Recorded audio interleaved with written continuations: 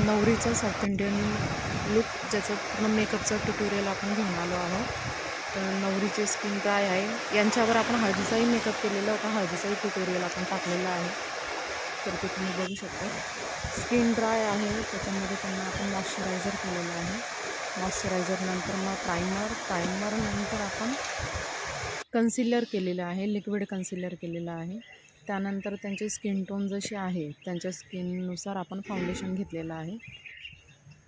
Foundation व्यवस्थित beauty ब्लेंडरने blend करून घेतलेलं आहे.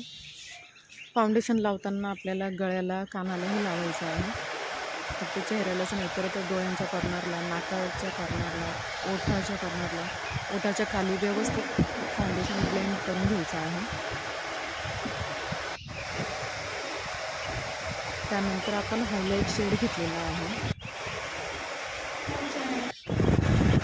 हायलाईट शेड आपण कपाळावर, डोळ्याखाली, नाकाच्या खाली, ओठाच्या खाली अशा पद्धतीने आपण हायलाईट शेड लावलेला आहे. त्यानंतर चांगल्या पद्धतीने झाल्यानंतर त्यावर आपण ब्लशर केलेलं आहे, जे की थोडंसं ब्राऊनमध्ये ब्लशर आहे, कारण की नवरीची स्किन थोडीशी सावळी आहे, त्याच्यामुळे मग त्यांना एकदम पिंकवाला काही घेतलं नाही आहे, थोडंसं ब्राऊन शेड घेतलेलं आहे ब्लशरसाठी.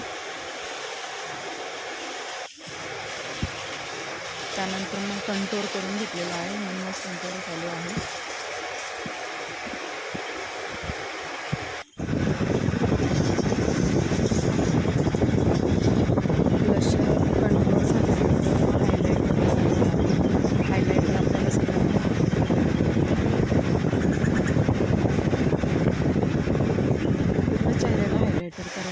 हायलाईट जे आपल्याला चेहऱ्याचे जे भाग आपल्याला हायलाईट करायचे आहे तिथेच आपल्याला हायलायटर लावायचं आहे. त्यानंतर ट्रान्सल्यूट पावडर जी आहे ती आपण लावलेली आहे. त्यानंतर मग आपण आय मेकअप चालू केलेला आहे. तर यांना मेकअप काही हे नको होता, त्यांना असं थोडं साऊथ इंडियन टाईपमध्येच पाहिजे होता, तर गोल्डनमध्ये असं गोल्डन शिमरचं पाहिजे होतं, त्या हिशोबानेच आपण केलेलं आहे. मग पहिले ब्राऊन शेड घेतला, त्यानंतर मग परत लाईट ब्राऊन घेतलं, लाईट ब्राऊन नंतर डार्क ब्राऊन घेतलं, त्यानंतर मग गोल्डन आहे ना सॉफ्ट शिमर जे आहे ते लावलेलं आहे आपण. आणि त्यानंतर मग जेल लायनर नंतर मग आपण मस्कारा केलेला आहे. आणि लॅशेसही आपण लावलेत, पण लॅशेस लावण्याआधी आपल्याला मस्कारा करणं कंपल्सरी असतं. त्यानंतर मग डोळ्याला हलकं काजळ लावून घेतलेलं आहे. त्यानंतर आयब्रो डिफाईन करून घेतलेलं आहे.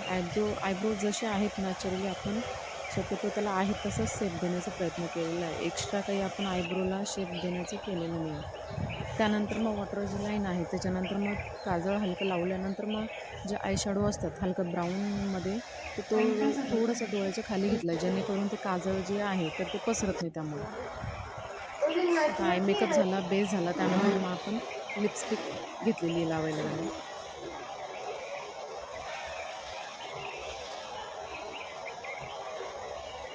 लिपस्टिक लावताना शक्यतो जी ब्राईड आहे तिला थोडी हलकी स्माईल करायलाच लावायची, म्हणजे जी लायनिंग असते लायनिंगमध्ये प्रॉपर ती लिपस्टिक जाऊन बसते. आणि लिपस्टिक नंतर मग आपण टिकली वगैरे लावली आहे आणि हा makeup eye makeup base lipstick perfect हा मेकअप झालेला आहे. आणि त्यानंतर गळ्याला मग फाउंडेशन पावडर वगैरे ते लावतो, म्हणजे तुम्हाला बोलले की फाउंडेशन आपल्याला गळ्याला फायनली लावायचं. आणि हा आपला फायनल लुक झालेला आहे. ज्वेलरी साडी कंप्लीट झालेली आहे. साडीला जी प्लिटिंग होती ती आपण आयनिंगनीच केलेली आहे, कमी टेम्परेचरमध्ये आपण आयनिंग चालवलं आहे.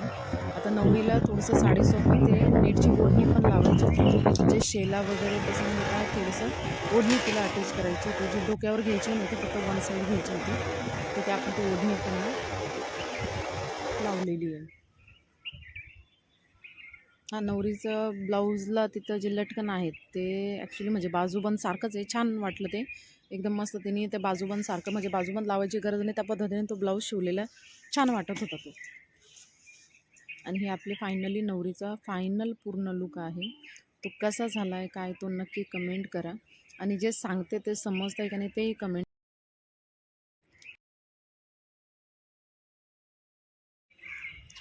जे मी मेकअप ट्युटोरियल घेऊन येते त्यामध्ये मी जे सांगते ते समजतं आहे का ते नक्की कमेंट करा मला. आणि कसा वाटला हा लुक, साडी ड्रिपिंग तिची कशी वाटली, हेअरस्टाईल कशी वाटली, मेकअप कसा वाटला तो नक्की कमेंट करा. आणि काही प्रश्न असतील याच्याबद्दल तर तुम्ही नक्की कमेंटमध्ये विचारू शकतात. आणि लाईक शेअर सबस्क्राईब थँक्यू.